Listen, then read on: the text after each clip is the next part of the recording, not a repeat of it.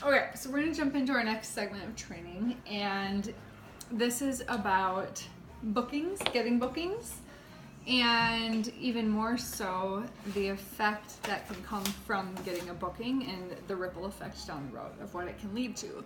So I was at a point last fall where I needed bookings, and so I needed to spend a lot of time on the phone to get those. You know, ideally, you just have a booked calendar and then you're getting bookings from your parties and you don't really have to make booking calls. But the reality is we all get to that point sometimes where you need to be on the phone or just reaching out to people, whatever method you prefer, right? And so I want to introduce you to my contact notebook. If you don't have one of these, I would encourage you to go get one tomorrow and just dedicate it to your contacts. And this is just a log of, you know, the date when you contact. I number it. If I need bookings, I will set a goal for myself and say, all right, you know, depending on how bad I need the bookings and how many I need, of how many contacts I need to make each day until I get a full calendar. And so at this point, I think my goal was 20 contacts a day. And it would take me a good hour to get through that. But what's an hour on the phone compared to the income that's gonna come from it, right? Mm-hmm. So I wanted to show you this example specifically. This was from September 16th. This was last year. And on this day, I made 22 contacts, and you can just see in the notes I put if they said no, or if they booked, or call them in the future. If I didn't write anything, over here it says LM, that means left a message, or I made a little note regarding the conversation that we had, like they're happy with their things, or they were gifts, or that kind of thing. So on this day I made 22 contacts. At the bottom, I just kind of recap.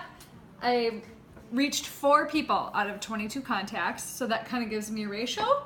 So if I need, and then I got 1 booking. So for this, I know just based on this day, I need to make 22 contacts to get a booking. And then if you do this over several weeks, you start to figure out what your ratios are. And so if you can plan it into your calendar accordingly with your office hours, like, all right, I need this many bookings, so I need this much time to make these many contacts to make that happen. Now, what I want to do is I want to show you what came from this 1 booking from Jill Cron is her name. And I'm going to detail this on the whiteboard and kind of break it down for you. All right, so let me go ahead and scooch the chairs a little bit. Okay, so Jill booked her party for 11/18. Jill Cron. Her party ended up being $963, and I got 1 booking from that party. So pretty good sales, 1 booking. Okay, at least I still have business going forward. I would have liked to have had a recruit, would have liked more bookings, but I'll take this. Her booking, that party took place on January 27th. So it was one of those after the holiday kind of things, right? And that was Alyssa. Alyssa's party was $1,386.90. I got 5 bookings at that party. And I just want to back up. This party happened in the thick of when my grandma was in the hospital, and I was the only one there for her. So I was spending more hours than not in a hospital room, and this party was a reprieve for me. You know, it was just to it was an escape, and it went well. So 5 bookings from that. So one of the people who booked had her party on 2/24. That was Amy. Her party ended up being $1,273.10. 0 bookings from that one, but I got 1 recruit. It would have been a booking, but she signed up. That is my friend Courtney Ireland. And if you recall, you've probably seen her name because she's been kicking butt and taking names. Okay, another booking I got was held on 2/16. This was Kristen K. Her party, 1109.65, and I got 2 bookings from that one. So one of those bookings happened on 3/30. Her name was Sarah. That party was 1171.15. I got 1 booking, but that party never really happened. Sometimes that's just the case, right? The other party was a Cinco de Mayo party, which was super fun. Nikki, 1340.62.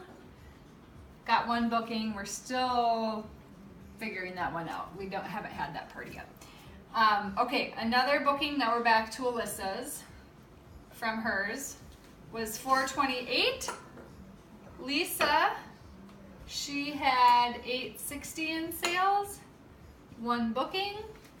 That one's still to be had. 325. Ashley had her party. 1669. I got 2 bookings from hers. One of them was held on 5/1. Sasha, her party was 5/04. Got 2 more bookings.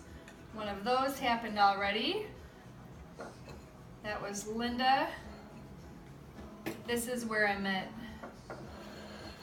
your host, your past host. Was that Linda? I think you know her. I think she was at Tamara. Yeah. Anyways, Mohagan or something. Is that how you pronounce it? Anyways, her party was 10:45. Got 2 bookings from that one. Then back to Alyssa's 5th booking. Happened on 5/24. That was Kathy. That was a $1,500 party. Got 4 bookings at that one and a recruit. Who's the recruit? Julie Wilson. She just signed up. Okay, and then, so this is where we're at to date. Okay, so total sales. Oh, hang on. Julie actually had her party. Okay, so this is where I told you that I would explain. Is Julie Wilson the one in New Ulm? Yeah. So Julie was one of the bookings, and her party ended up being $16.89 in sales. But the day of her party, signed up because she decided she was enticed by the kit, the things that she wanted. She had so much in pre-orders that I messaged her. I'm like, if you were the consultant, you already would have earned this much money. And so it just made sense to her, like, let's give this a shot. So then I was in a position of, well, the party's tonight. What do we do? So I told her that we would split the sales. So I didn't get the full commission on that, but she got some, I got some. But just for the sake of knowing what the party total would have been, it would have been $16.89 total. Okay, so where does this leave me? In sales that all stemmed from Jill's party, $14,466.27 in sales. And still coming. Because we still have more bookings left. Yep. So my commission so far has been $4,773.87. All stemming from Jill Cron. I have 2 new team members from it. And in July, 4 of my bookings are still from this pot. So that's almost half of my calendar right now. All right. So when I go back and look at this, these were dreary days. I'm not gonna lie, I hate this. I hate it. It's probably one of the least favorite parts of my job. But I needed to do it to get my calendar back up. And I'm in the place now where I'm really not having to make booking calls because I'm getting the bookings at my parties, which is where you want to be, but you have to be able to do this in order to get to that place. So what if I had stopped at 10? What if I had stopped at 20. Wow, she was 21 out of 22. She was number 21 out of 22. Okay. So be encouraged. Don't give up. It's out there. This is a numbers game. Keep going. Because the business is out there. She was one of the 4 that you talked to. Yep. So you can use that as a ratio too. Yeah. Of the people you talk to, 1 and 4, you got to book it from. Right. Right. And basically that same ratio out of all the calls, out of 22 calls, she got a hold of 4. So it's same, like 1 out of 4, 1 out of 5 people. Right. Are you even going to get a hold of? It's like what we tell people for booking for people coming to parties. Exactly. Buy 40 and hope you get 10. Hope you get a 4. Exactly.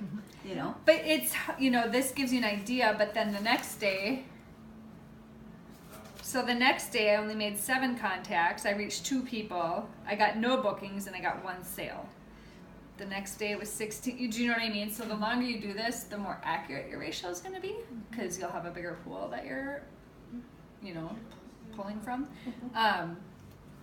But hopefully this is helpful to you. So even when you've been in the business for 12 years, you need to have contacts notebook for your business. So hopefully this is encouraging. Hopefully you see the potential. And that's a lot of $1,000 parties. That's a nice streak. That's a lot. Yeah. Awesome. All right. Can't wait to hear how your contacts go.